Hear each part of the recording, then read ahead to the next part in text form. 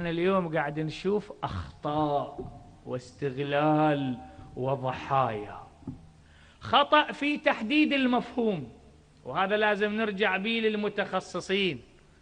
ومشكلة كبيرة قاعد نواجهها أن الإنسان قاعد يستغل، فتلقى ضحايا اليوم يحتفلون كثير من الناس المسلمين ومن شيعة أهل البيت في مثل هيك يوم بعيد الحب. زين، عيد الحب هذا منشأ الشرعي شنو؟ منشأ المتشرعي، منشأ الاجتماعي. هذا منو جابه؟ منو زرع هذا الزرع؟ منو خلى هاي البذرة؟ منو خلى الإنسان اليوم ما قاعد يباوع للحدود الشرعية من جهة وللحدود الاجتماعية من جهة وقاعد يتصرف فيه؟ فاليوم تجد ضحايا وخسائر كبيرة، كما هي خسائر الحرية والديمقراطية خسائر عيد الحب. وهذا طبعا مشكلة، المجتمع لازم يتحرك حركة بها عدة نقاط. أولا أنه إذا كان أولا عند علماء، لو ما عند علماء، من نقول عند علماء يعني عند صمام أمان، لو ما عند صمام أمان، لأن العلماء صمام الأمان في الأمة. أكو علماء يعني أكو حياة، أكو نجاة، أكو خلاص، أكو موقف يتحدد للإنسان مع نفسه ومع ربه ومع الآخرين. هذا الموقف يحدده إلى العالم، لأن الجاهل يرجع إلى العالم، وهذا فرد شيء طبيعي جدا. بالطب ترجع للطبيب، بأمور الحياة ترجع لأهل التخصص، سيرة عقلائية. فاستفتيتوا العلماء يا من عيدتوا عيد الحب ورحتوا تشترون يمنى ويسرى وتدورون خصوصيات دب أحمر ووردة حمراء وقضايا ما أنزل الله بها من سلطان في ظرف. هسه بعدين نعلق على الظرف، خلينا نجي لهاي النقطة. استفتيتوا العلماء، هذه القضية صحيحة لو مو صحيحة، نسويها لو مو نسويها، نمشي بيها لو ما نمشي بيها، راح نبذل لها أموال، راح نشتري، راح نسوي أساليب اسمها فرح، اسمها استبشار، اسمها الاحتفال بعيد الحب، نبذل لها أموال، نزعج الآخرين، نربك الشارع، نحرك أنفسنا، توجه كامل. هذا استفتيتوا به العلماء وقلت لهم هذا عيد الحب صحيح لو مو صحيح، حق لو باطل. اجا واحد للإمام الباقر عليه السلام قال له مولانا هذا يسمع غناء، هذا يسمع غناء. قال له تسمع غناء؟ قال له إيه أنا أسمع غناء. مشتبه، مثل ما اليوم اكو ناس مغلسة هواي مو مشتبهة، تسمع غناء ومغلسة. قال له الإمام هذن كفتين، هاي كفة حق وهاي كفة باطل، الغناء وين تخلي؟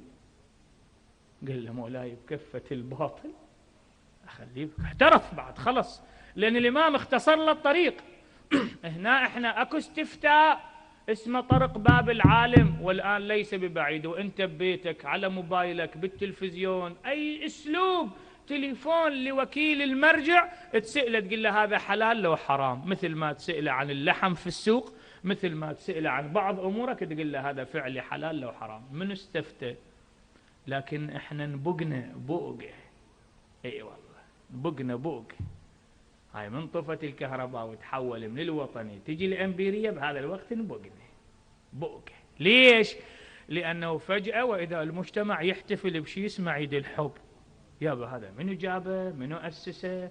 منو قننه؟ وأكو ناس اليوم قاعد تبذل له أموال طائلة واسمه عيد الحب، وهذا المفهوم ما حد يعترض عليه. الحب شيء لطيف، الحب شيء جميل ومشى على الناس. فالنقطة الأولى أنه صار باستفتاء لو ما صار، وأنا أجزم لك ما صار باستفتاء، استغفلوا الناس واستغلوا هذا الأمر وما رجعوا للنجف، ما رجعوا للعلماء، كناية للنجف للعلماء، ما رجعوا واستفتوهم أنه هذا حق لو باطل، نمشي به لو ما نمشي. وللأسف قاعد تمشي به اليوم ناس عليها العتب، عليها العتب وعناوين ومسميات للأسف. هذا واحد. اثنين، وهو الأهم من هذا كله، أنه أمير المؤمنين يفتح لنا نظرية، هاي النظرية لو طبقها الإنسان في حياته ينجو يسعد فعلا، مثل ما قدمنا المقدمة، يكون مع الله. ومن كان مع الله قال له يا أبا الحسن شنو معنى العيد؟ العيد شنو؟ هذا اللي قاعد نعيشه احنا، عيد الفطر من بعد شهر رمضان، وعيد الأضحى اللي هي يعيشوا حجاج بيت الله الحرام في مكة المكرمة. فالسؤال جدا لطيف، مثل ما البارحة قلت لك سئلوا يا علي شنو الدينار؟ شنو معنى الدرهم؟ تسأل سؤال. شنو معنى المنبر؟ شنو يعني مجلس؟ شنو يعني لطمية؟ تسأل سؤال تريد تفهم حقائق الأشياء. فسؤال شنو معنى العيد؟ قال لهم الإمام انطاهم فرد معاني لطيفة جدا يفهمها الإنسان ببساطة. العيد من العودة، العيد يحتفل الإنسان بشيء، لكن انطى مفهوم حقيقي واقعي هو اللي نحتاجه أنا لك الآن وفي هذا الظرف بالذات وفي هذه المناسبة لمعالجة سلبيتها واستعمالها بصورة صحيحة. وهي شنو؟ قال لهم كل يوم لا يعصى الله فيه فهو عيد. كل يوم ما تعصي به الله هذا هو العيد الحقيقي. العيد الحقيقي أنك تبدأ يومك بطاعة وتختمه بطاعة ولا تعصي الله أبدا. هسه يجي واحد يقول بويا على كيفكم ويانا، احنا معصومين؟ اكو هيك واحد يقول صحيح، اكو واحد يقول بويا على كيفكم ويانا احنا معصومين. لا مولانا، لا تلعب بالمفاهيم، لا تخلط الأوراق. احنا جاي نقول الإنسان يستقيم في حياته.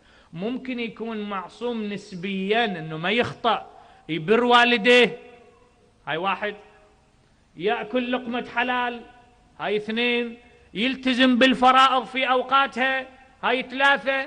ما يؤذي أحد، ما يؤذي جاره، يؤدي هاي الأمور بمقداره، لأن هاي القضية ترتبية ودرجات متفاوتة. حتى الأنبياء أكو تفاوت في ما بيناتهم، وفضلنا كثير على بعض. حتى الأنبياء تلقى واحد نبي الله وداه القرية، تلقى قرية الله وداه لها 3 أنبياء، تلقى نبي الله وداه المدينة، تلقى نبي الله وداه الدولة، تلقى إنا أرسلناك رحمة. واحد وداه الأرض كلها. هو الذي أرسل رسوله بالهدى ودين الحق ليظهره على من؟ على الدين كله. إذن هذا حتى فيما بين الأنبياء أكو تفاضل، أكو درجات.